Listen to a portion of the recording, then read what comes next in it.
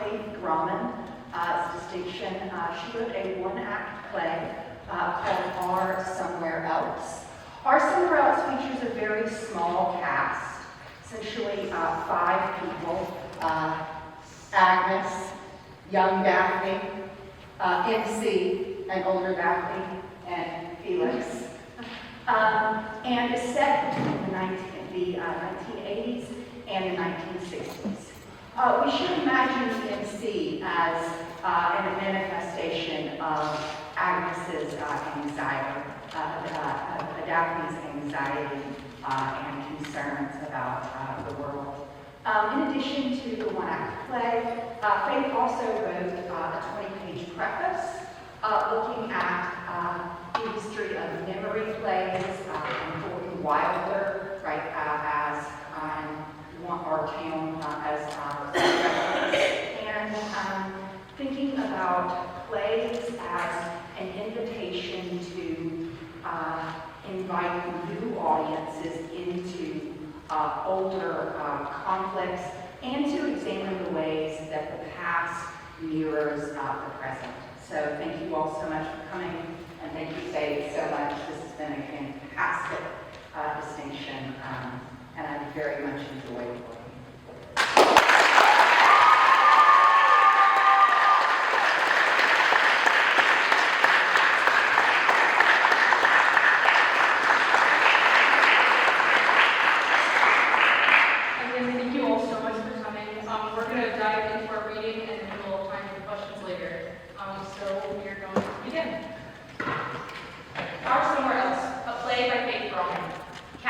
MC, a 1950s, 1960s style radio host only Daphne can see, was seemingly preying on her downfall.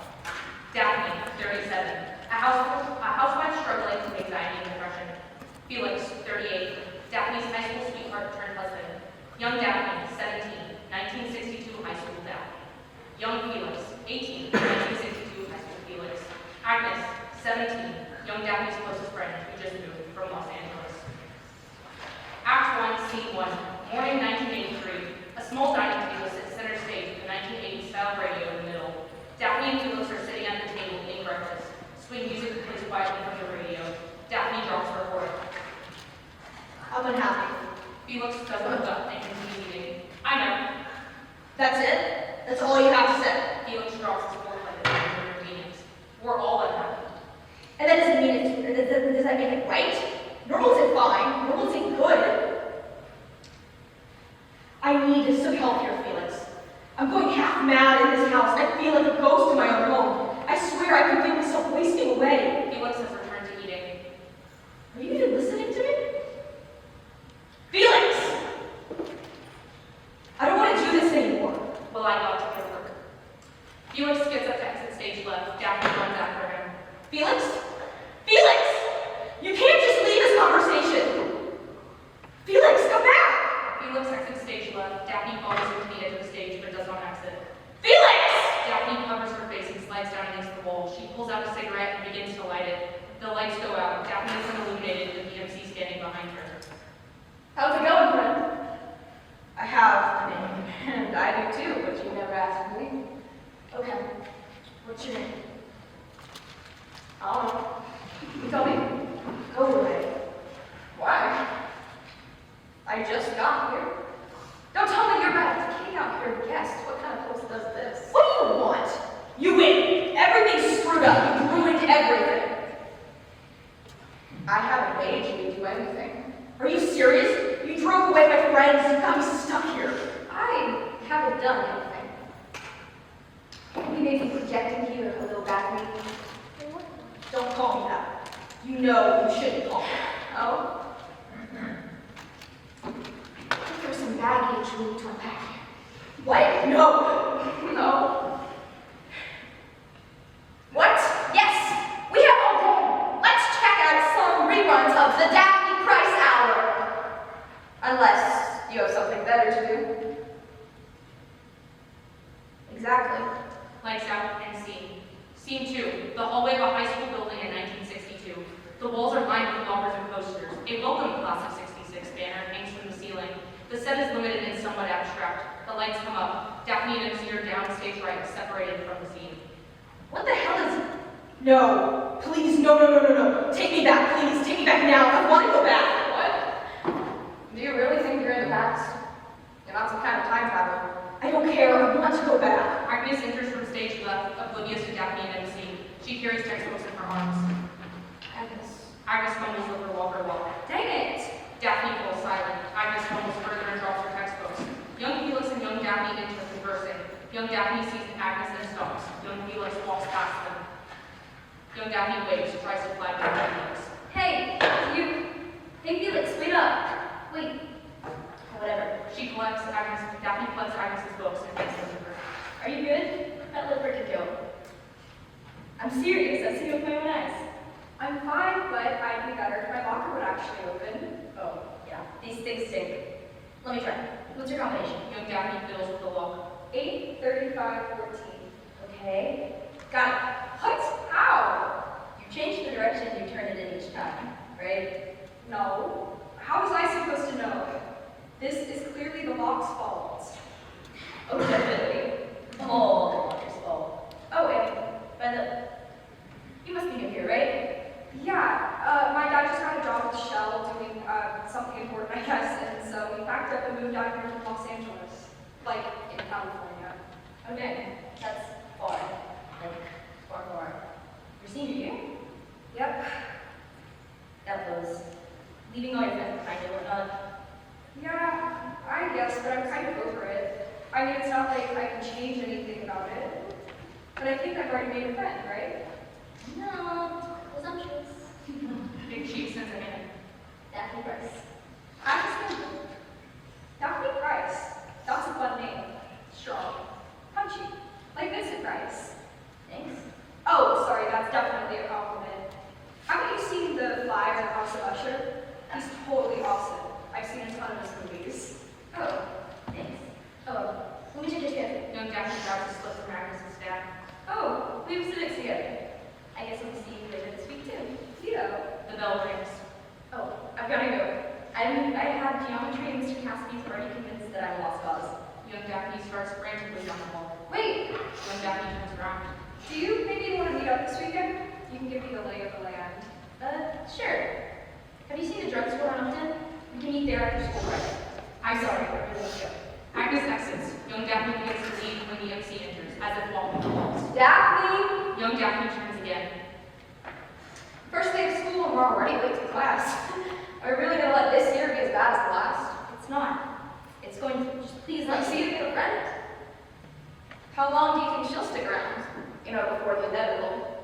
But can you just stop? I mean, you can't really imagine her sticking around. Right? You're almost an adult, Daphne. Surely you can't be so naive. Stop. It's not what you think. Oh? I believe this is exactly what I think. Young Daphne tries to leave, but the MC grabs her wrist. Young Daphne tries to report. Daphne, don't be absurd. Daphne approaches the flashback. You lied. You tried to tell me Agnes would stick around. I didn't lie. I encouraged you. I guess that's wrong. What's the point of this? I told you I want to go back. And do what? Anyways, you can't just leave us on a cliffhanger. Will Daphne meet Agnes? Find out on the next installment of the Daphne Price Show. In scene. Scene 3. 1950s style soda fountain for all seats.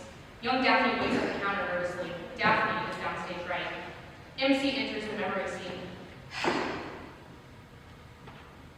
What did I say? Can you be sure that she actually wanted to meet you in the first place? She's probably hanging out with all the horrible friends she made right now. The doorbell rings. Agnes enters. Young Daphne glances towards where the MC wants to was, but he's not. Hey, I'm so sorry I was late. I got stuck behind some guy doing 15. You need to try to take care. Sure, you know best. They turn to order before returning to conversation. So, when did you actually move here? The tour of emotions and begin to take occasional sips. My mom and I came up around 2 weeks ago, but my dad has been here about a month. I just can't believe you left Los Angeles for Schulenburg. I mean, you don't mind me asking, why would y'all leave? I can't imagine the day is better here. I can't really imagine that anything is better here. I mean, if I moved anywhere, it would be as far from Schulenburg as I can go.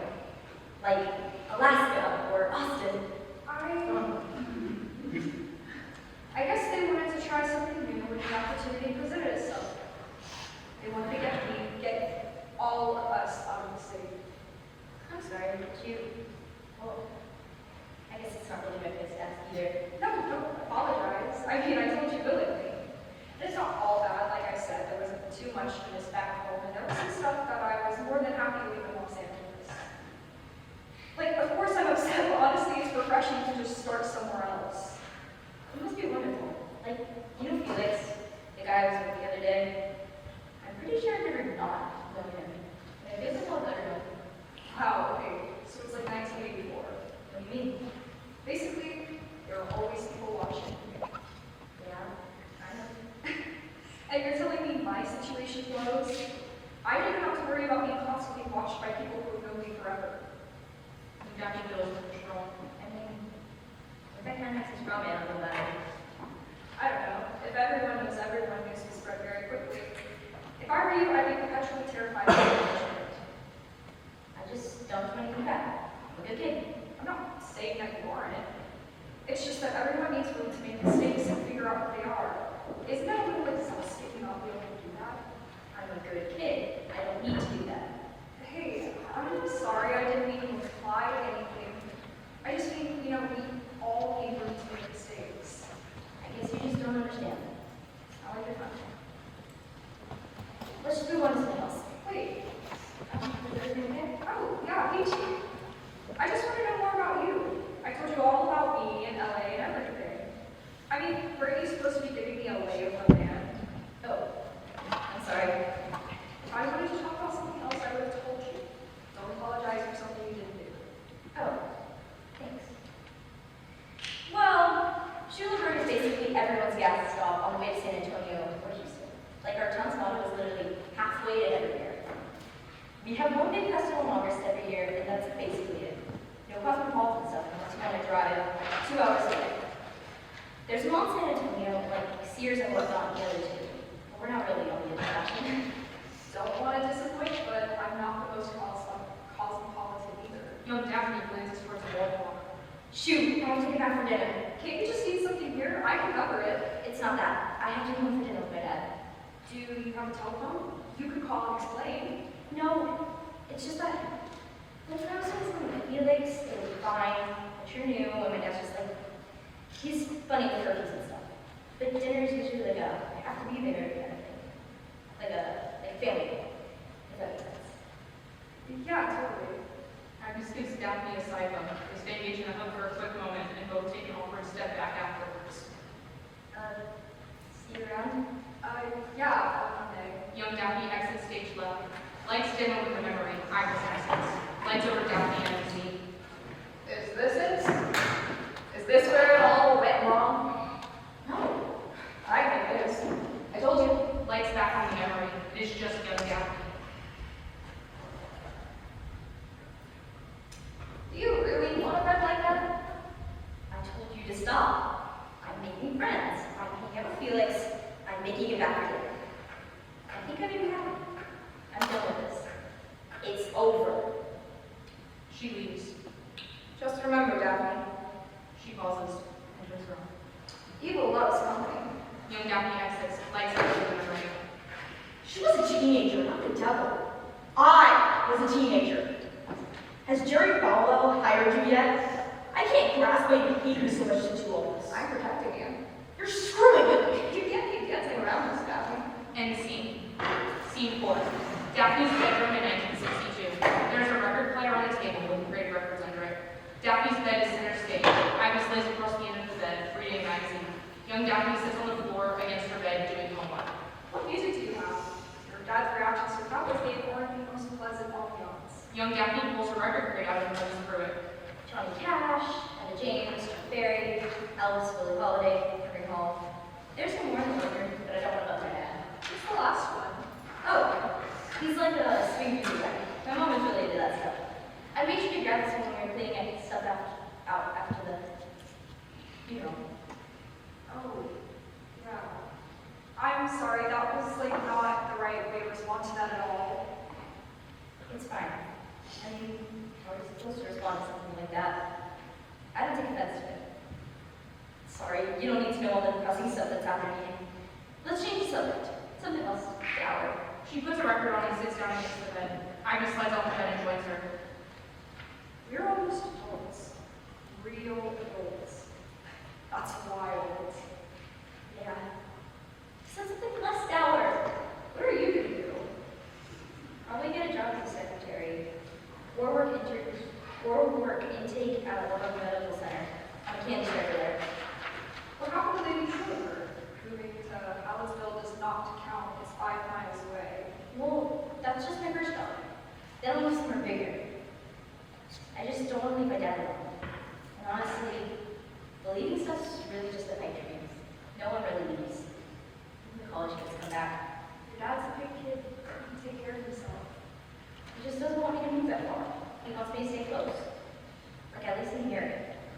He's not you, though, Dad. As much as you want to admit it, he's not the boss of you. For crying out loud, don't you remember the whole "we're almost adults" thing? I, for one, applied for well to the MIT, among others. What? For physics. I want to study nuclear fusion or design rockets or send people to space. They did it last year. I mean, that's what I really want to do. I want to land someone on the moon. That's all way above me. No, it's not. I've seen you in civics, that stuff just sticks to your brain. You just get policy and legislation and all that. You're always like saying smart stuff about the government. You just seem to get it. No, really. I mean, just the other day you were telling me all about the shit the IRS has been doing for like the past decade, cutting deals with criminals in San Francisco. Most people don't care what the IRS is doing 20,000 miles or 2,000 miles away out. I just don't think I'm really smart enough for that. You have a 3.9, idiot Felix has a 2.8. Don't say that about him. I just mean Felix is applying to and probably getting into UT and A&M. I don't see why you shouldn't at least apply somewhere. That's not something we do. Why can't it be? Who is saying you can't get into higher education? Dad, Felix, everyone. Screw you. And screw Felix and screw everyone, because I'll be sending people to space and you'll be practicing law in a few short years. Yeah, okay. Thanks, Agnes, for the confidence and trust. It means the world. Young Daphne lays her head on Agnes' shoulder. So, you leave me already? Make it sound like I'm your lover off the war. Well, maybe you are. Oh, I'd be much better than Felix. Why do you hate Felix so much? I don't know. It's like you guys are this weird pseudo-betrothal thing. And he's rude and inconsiderate and he's holding you back. No, it's not. Does he know you love civics? You literally just said he's one of the people who doesn't think you can get into college. Well, he's just... Not paying attention. Daphne, what does he know about you besides the fact that you were going to pull up to the stadium every Saturday to watch him run around the heights? Does he even care as long as you go through the motions? I think he does. He's sweet. He's just a little... more athletic than mine. That isn't an excuse for being inconsiderate. I just think you could do so much better. He's just another person trying to quash your aspirations. And again, are you dating? Are you friends? It's weird. You're not kidding. Exactly. So why is Felix one of your reasons for not following your dreams? Why does anything he says matter? Because I'm lucky to be... Don't say that. You are not lucky to be friends with Felix. I don't know if you've noticed, Agnes, but I'm not exactly helping. I need someone who is. Well, not someone who isn't helping. Probably actually get really emasculated. I said that. You want to be a prom queen, though? I don't think you understand yet, Agnes. I need to be prom queen. One school year of isolation may not seem bad to you, Agnes, but what about a whole life? Exactly. One more year and you can leave. One more year and you aren't tied down anymore. One more year and we're free to do whatever we want. It's not that simple. I mean, growing up doesn't mean all this goes away. If anything, there will be more responsibility. Well, that just means we need to find somewhere where that doesn't exist. Make a place where we can be happy. That's not gonna... In my somewhere else, you don't have to worry about the Felixes and the surprises of the world. What about yours? Oh. I guess in my somewhere else, we get to have whatever job. And we don't need some man to justify our choices. And we can spend our lives not worrying about what they whisper about us in the halls or in the supermarket. And we can leave everyone who makes us feel who we have to be small for and forget our dreams for. Because their egos are so fragile that someone wanting more is enough to shatter it. And I can be a lawyer, and you can land people on the moon. Maybe this world isn't even Earth. It's a far off, untouched by the weight of human expectation. We'll be together with all the other people like us who are ready to haul ass out of here. We'll be together, and we'll be happy. Wow. That was like, have you been thinking about this? That was wonderful. Beautiful. I love it. We'll be together, we'll be happy. Oh, I'm sorry, I don't mean to Stop saying that. What happened to leaving behind the weight of human expectation? Well, it's all hypothetical. We can wish for these wonderful things, but we can't have them. Why can't we? I mean, we've been over this.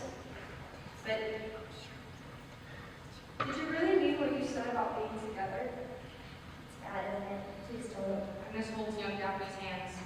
What? No, I mean, is it so bad if I like that idea? No. They look at each other in silent conversation. The joy and relief of their mutual understanding is palpable. Iris leans a little closer to young Daphne. Young Daphne follows suit. They almost look like they might kiss. Lights out on the room. Have we finished our little box drive, Agnes? Yes, I loved Agnes. Is that what you wanted? You've been here, you've been narrating this, you know that. And why haven't you said that? Because it's not something you just said. You told me that. You told me it was wrong. You're always so obtuse. You told me to hide, River. You told me to marry Felix. Are you really gonna run off with Agnes? Follow those delusions? You could never do that. You would never do that. It's always a big what if with you. Have we solved the problem then? Is this where it went wrong? When we did something we never should have done? What the hell are you saying? Agnes was the best thing that ever happened to me. She put bad ideas in the pandemic. She tried to jeopardize your future. She made you. What future? Is that what you call this? You told me my life's a drag. Suddenly it's better than being with the only person who truly gets. I get you, Daphne. I understand you. You need me to keep you safe, to stop you from doing something stupid. Do you really think you would have been happy with Agnes? Do you really think that you would have been happy in college? Before you answer that, what would your father think? What would he have said if he had walked in on that? What would he have done if you said you were applying to UT? What would have happened if you said you were leaving town? You listen to me, Daphne, because I keep you safe. I stopped you from trying to run off with her. She was leading you down a dangerous path, Daphne. I don't know how else I can make you see that. I don't know why you can't just be an adult and realize that. You've lived this before. Don't you remember how it ends? I remember you made it. How I made it end? You have the autonomy to do whatever you want, Daphne. I give you advice, I don't make you hear it. As they are arguing, young Daphne is illuminated doing homework on the floor. Music starts to play from the record player. The MC steps into the memory. He lays across the end of the bed with a magazine like Iris on the window. Daphne and Agnes sitting in a tree, K-I-S-S-I-N-G. First comes love, then... Come on, I'm done with this. You've said that before. You're just jealous because I've stopped listening to you. I'm not envy you, Daphne. You're digging yourself into a deeper grave by the day. When are you telling Felix you're breaking up because of your girlfriend? Agnes is not my girlfriend. Oh, my bad. I didn't realize she's just Rebecca's friend who you sometimes snack with. Do you ever shut up? Pick something, Daphne. Felix or Agnes? Schulenburg or wherever. Here or college. Maybe I'm not ready for this. That makes sense. I'd have a hard time choosing between safety and certain destruction of my future too. But yeah, keep starting in the middle. That always works out then. So every choice is wrong with you? So is not being able to make one? I mean, all this is your call. Are you gonna apply to UT? I don't know. Well, you better know soon. You don't exactly have much time left. I just know I'd never be taken seriously there. And that's if I get in. And it's just not really the path for me. You know, I think that's for the best. Yeah. But it'd kill Agnes to know that I'm throwing away that avenue. But she doesn't get it. She doesn't get it. You don't want to be cast out by everyone for doing something no one expects you to do. This is all just killing me. I feel like everybody looks at me in the hallway, like they just know. Agnes could care less, and it makes me so angry that she can just carry this around like it's nothing.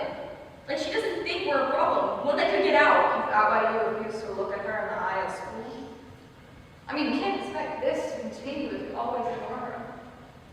Are you lame at being someone's girlfriend regardless of their gender? But Felix isn't allowed to be a lame boyfriend, friend, whatever. I don't even know what he is. Well, quite honestly, it's just not fair. It's not. The MC exits. Agnes enters with the mom. I meant to tell you I got this at the store. What is it?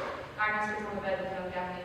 I knew she was ready to run it. Give me that. Hey, I'm not done with it yet. You can wait a little longer to finish it. Maybe I don't want to. You sure didn't need to finish it a few moments ago. I think that's worth a few minutes. Oh my gosh, go work on your UC application or something. Give me 10 minutes. Don't in my locker. And civics, you said you love to do. Just forget about that. Forget about the comic. Young Daphne grabs Agnes's hand. Agnes withdraws and sits up. No, tell me what's going on. Young Daphne sits up. I don't think you'll understand. Try me. You're from such a different place. You won't get it. And you obviously don't know my parents very well. Well, you know my dad. I mean, what? He's just like any other run-of-the-mill man. What happened to screw my dad? I mean, you're not indebted to him. At this point, it's not even your mom's ghost haunting your life. It's him. I mean, he lost away. It's not fair to him either. How old were you? 14? It's not fair to you that you're supposed to fix it all for him. Just promise me you'll lose the flight test. You don't have to tell him. You don't have to go. Just try, okay? Now, I'll trade you for that phone. Lights out and scene. Scene 5. The woods around Shoe River. Someplace where kids always sleep in often. Young Daphne sits in front of a creek. Agnes enters. The two are friendly, but there is the underlying tension of issues long neglected. I come bear gifts. She presents 2 Coke bottles. Young Daphne takes one from her. Agnes sits beside her and presents a bottle over and opens their purse. Damn. What? Do you ever just go like, wow, in 1 month I'll be kicked out into the real world? I regret any death of my childhood. Yeah, something like that. Wait, actually, perfect segue. Yeah. Well, I learned something earlier this week, and I guess this is probably the best time to tell you. Yeah. I got a little letter from MIT today. Well, actually, not little. It was like kind of that, but like you get what I'm saying. Oh. Wow. Oh my gosh, congratulations. You're going to MIT. Duh, I've already sent back my intent to enroll. Look at that. You're one step closer to making someone on the moon. So have you heard back from UT yet? Yeah. So? I bet you were a shoo-in, huh? So where would we?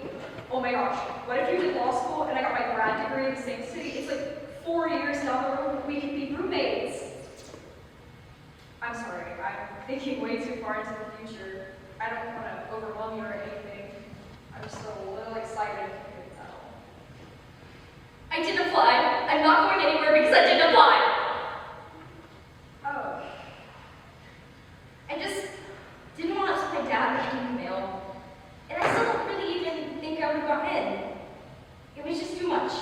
And I can still go to college. I'll just wait till I'm a little older and more mature.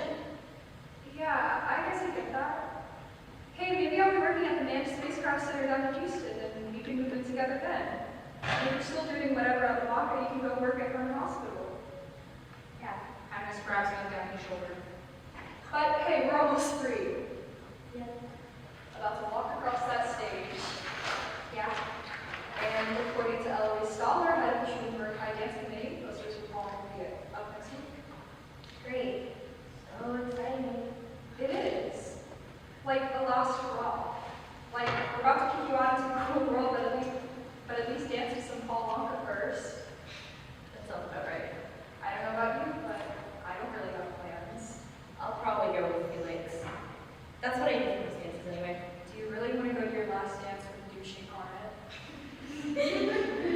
No. But I can't exactly tell him no. Has he asked? Well, he'll probably ask. He usually does it closer to Well, if I ask first. Agnes. No, not like that. You don't think it, but I'm not an idiot. I don't want to be run out of your own cold. And I honestly think that's the kind of thing that would literally happen in this town. Then we know. Look. Platonically done. I'm saying platonic. Not everyone takes a date to a dance. Some people go platonically. What will everyone think when Daphne comes? Felix has taken to the dance for every dance since the 8th grade, skipped out on her last dance. I think they will honestly pay little attention to that. And if anyone thinks anything, it will probably be that Daphne Price has stopped listening to what the wrong people think. Wrong people. Yeah, the wrong people. Because you care what your classmates and Felix and all those people think. You're obsessed on how they see you, but you could care less about how the people who truly care to know you and accept you think. What are you saying? I'm saying that you've been going going to school with your girlfriend for 3 months and haven't thought to talk to her in class, in the hall, at lunch, or anything because you're scared that even interacting with people that everyone will know that we kissed. You're not mine. I'm not your girlfriend. What am I then? Your friend you make out with when you're bored? Tell me what we are, Daphne. If you get to decide how we meet, and when we meet, and where we meet, tell me what we are. We're friends. But only when Daphne Price isn't scared of being outed, right? Agnes, you're amazing. You make me feel like I can be myself. This town, I can't be myself here. You know, I think you're the only person who ever told yourself that, Daphne. Only person? Everyone in town has been drilling this into my mind my whole life. I would love to leave this behind. I would love to skip away to Cambridge, Massachusetts, and leave this all behind. This town may be suffocating, but don't wallow in self-pity when you have been given the opportunity to leave and to shit on it. That's not fair. You can't just come here from Los Angeles. What's not fair is treating me like a toy that you can take out and put away whenever you're done. You know what? Forget about the dance. She pours the rest of her coat on the ground. Forget about this. Forget about us. Agnes begins to leave. Agnes! Agnes turns around. Please, don't be like that. We can fix this. We can talk. We can do something else. Like, go out the next night and get burgers at Sinclair's and strawberry milkshakes. And we can wear those cute dresses we got at Sears, like your own mom. I'm tired of putting a band-aid on this, Daphne. I'm sorry. See you in class on Tuesday, even if you refuse to look at me. She gets up to leave. For real this time. Agnes, don't do this. We can fix this, please. You're so important to me. Agnes doesn't face her. See, that's how I know you don't really mean it. Because if I really mattered, then Daphne, you'd have the guts to say it no matter what. The scene freezes. The following occurs in front of the flashlight. This, I can definitively say that this is where we're at. I didn't mean it. I didn't mean for that or this to happen. I wasn't supposed to. And not that you did. You did know this would happen. You chose this path because you knew what would happen. But not like this. I don't want to feel so shitty by it. Because that's what you are. I hope you realize that, otherwise this whole thing's just a waste of time. Think of all the chances. Chances you told me not to take. You're not just a failure, Daphne. You're so pathetic. You let someone no one else can see push you around. You can't do anything for yourself, you can't do anything for your husband, and you can't do anything for society. Oh, and you couldn't do anything for your girlfriend. She's not my girlfriend. She sure thought she was. I don't know why I waste my time with you, Daphne.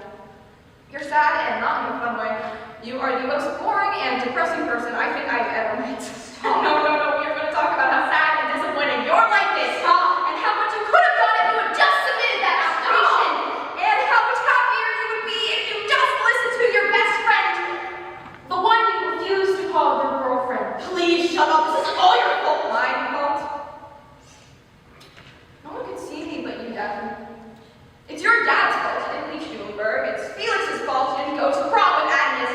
It's Agnes's fault she all fell out. It's not their fault, Daphne.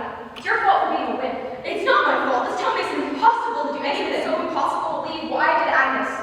Why did you force yourself into such a horrible life? Stop. Why can't you fit into the place Schulenburg made for you? Wait. Then why can't you be more like Agnes? Why can't you leave this shitty place behind? Why are you so scared? Why are you so unimpressive? Why are you so weak? Get the hell out of my house! Get the hell out of my life! Lights go out. We hear Daphne sobs. She crumbles to the ground. End scene. Scene 6.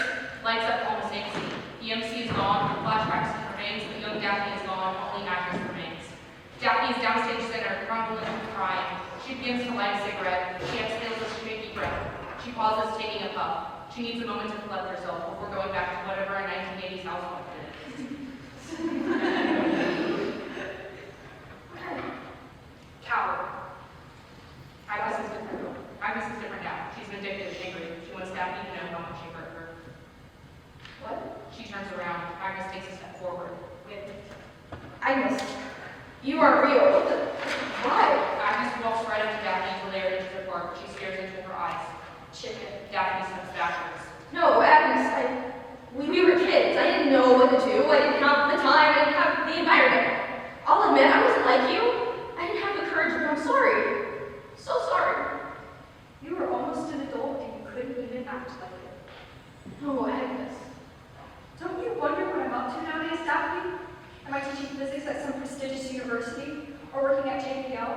We're just down in Houston at the Space Center.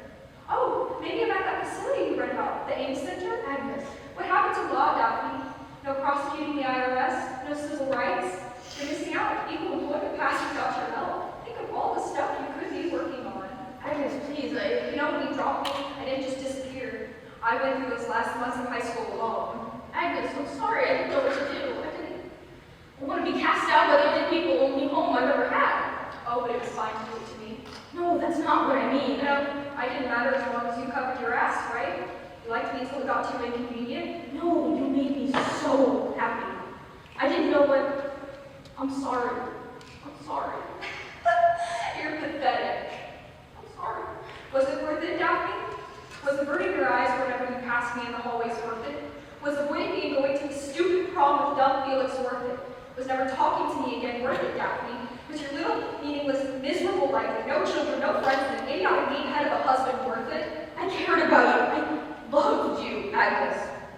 It's one of the biggest mistakes I've ever made. I'm sorry. Tell me, are you happy you ditched the only person who really understood you? Was it worth it? Because your life seems pretty shitty to me. Candy ass. Agnes, why? No, not Agnes. Agnes never tried to make me feel small. Agnes never scared me into clipping my wings. Agnes never stewed on my mistakes. Agnes made you go away, you nameless bastard! I have a name. I told you. Then why don't you just say it? Because I don't need to tell you. You know it. No, I don't. Look in the mirror, Daphne. Tell me who you think has been telling you all of this. No. I am me and you are you. You are you. I've been telling you all day. I've never made you do anything. It's all been you. There's no way. You've always been there. We've always been there. Daphne, you spent your whole life up in your head. Are you ever going to calm down? I guess I should, huh? This is stupid, but I need you to understand how much it all was. And Agnes is amazing. I think sometimes I was just jealous that she didn't have you, that she was not afraid to leave. She was there, you know, as an intern, I think, for one of them, Apollo 14 or something. I got a postcard. Should have you, Daphne, but I assure you everyone hears what I have to say. Well, shut up then! I mean it. I'm done reliving all of this stuff from 20 years ago. And I know you'll never really be gone. You're gonna pop up every now and again, try to make me small and tell me I'm a failure. But I'm done. Truly. Lights out. The lights come back onto Daphne's house in 1983 once again. The MC stands by her and stares silently. He gives a respectful nod as he exits stage right. Daphne grabs a book from a nearby bookshelf, paging through it and grabbing a postcard. She dials a number on the wall phone from it. She crosses her fingers and waits as it rings. Daphne lets out an almost negligible gasp. Did someone just pick up the phone on the other end? Agnes? End of play.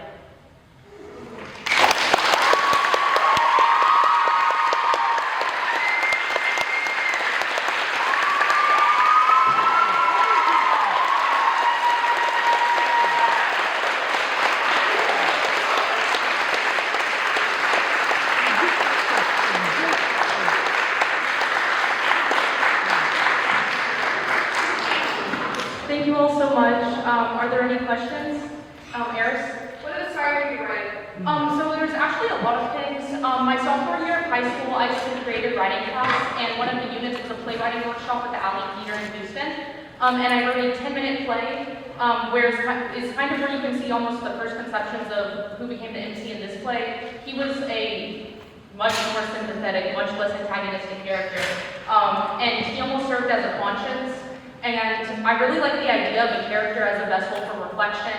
And in that class, we talked a lot of using a character as a narrative device in order to serve as a place of reflection with characters. But additionally, I talked to my grandmother just about what it was like for her growing up in the 1960s. She graduated in 1964, and she sent me this very long, 5-paragraph, really in-depth response of what her experience was growing up in the 60s. And I know we all kind of look back on the 60s, the early 60s. This is an important note. The 60s was a really progressive era. The early 60s, one of the historians I read referred to as the mini 50s because they mirrored the 1950s more than the late 60s. But it just kind of opened my eyes as to how small the world was for people growing up back then. And of course there are women who did wonderful, amazing things during that period of time. But to someone growing up in a small town in the 1960s, it was a very closed atmosphere. And I kind of used that to create, in my preface I liken it to Gothic literature, the closed environment. Because she's kind of trapped in her town. There's not a 24-hour news cycle, there's no social media. It's kind of, if you want to make a long distance call, it's difficult to communicate, and that almost creates a setting like you find in Gothic literature. And then I also, I've struggled with anxiety. I know a lot of people have struggled with anxiety. And my mom joked to me that I need to name my anxiety something to make it less scary. And I was like, oh, that's actually kind of funny.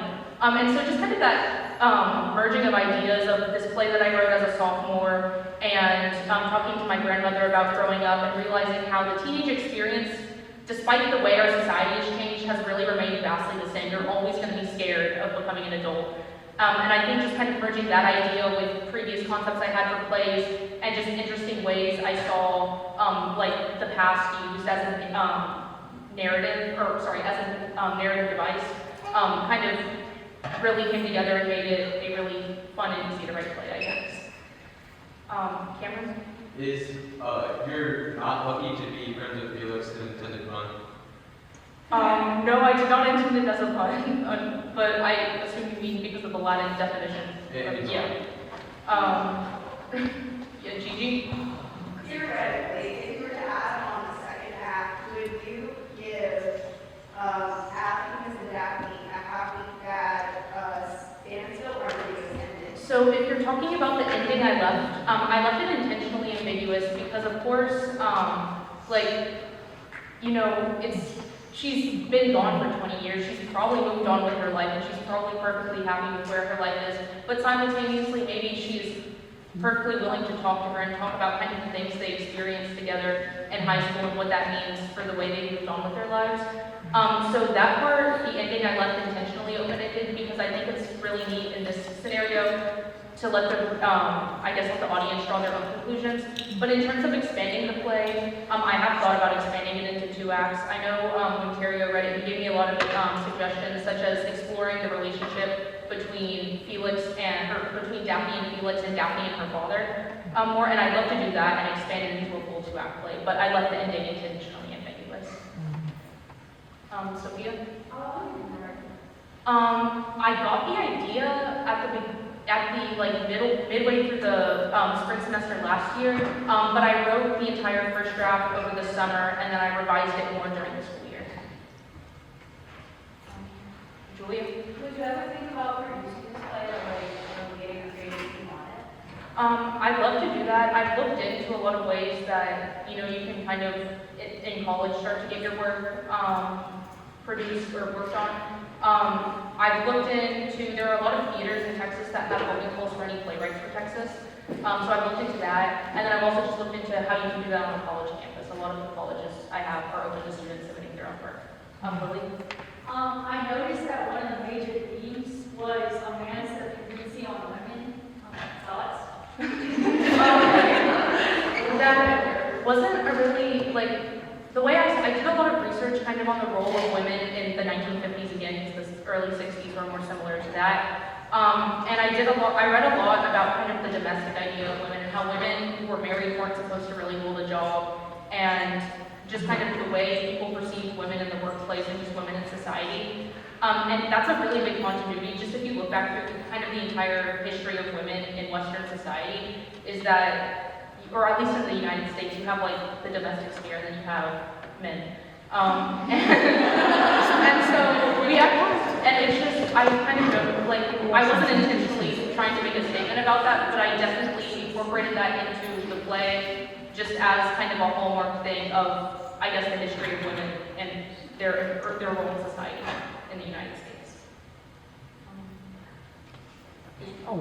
Sorry. Okay. So when we began reading through this, you said that you cut 15 pages. Can I get like a quick kind of summary of what was in those 15 pages? Yeah, I didn't want to cut any scenes, so I just like,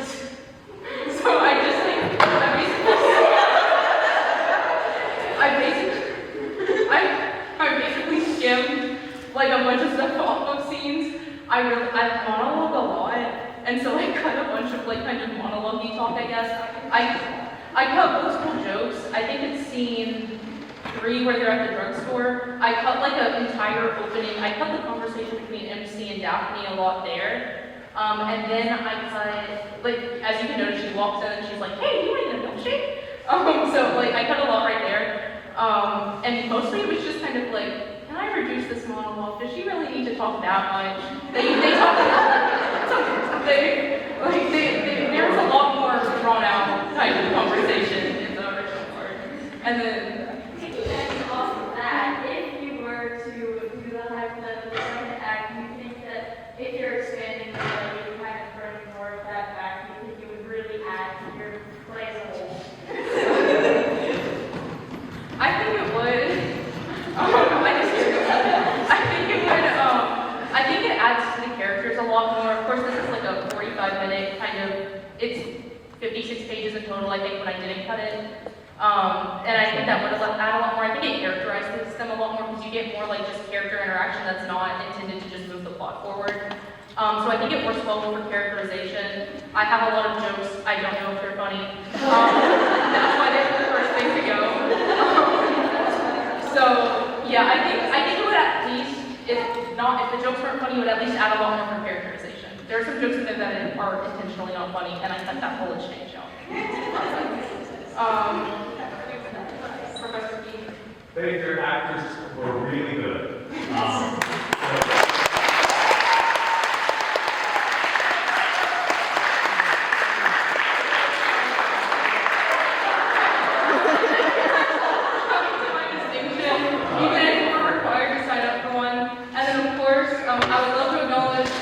Dr. Allen being my extension mentor, Terry and Dr. Bankston for being my extension. Of course, all of my actors and Sarah Hofstetter who will be reading on Saturday.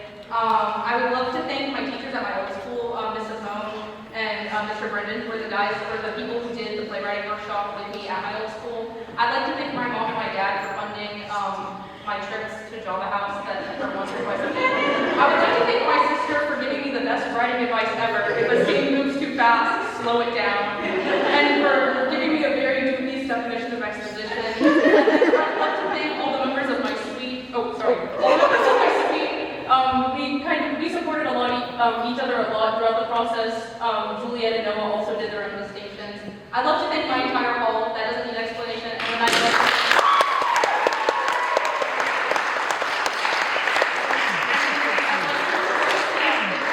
that I made my coffee.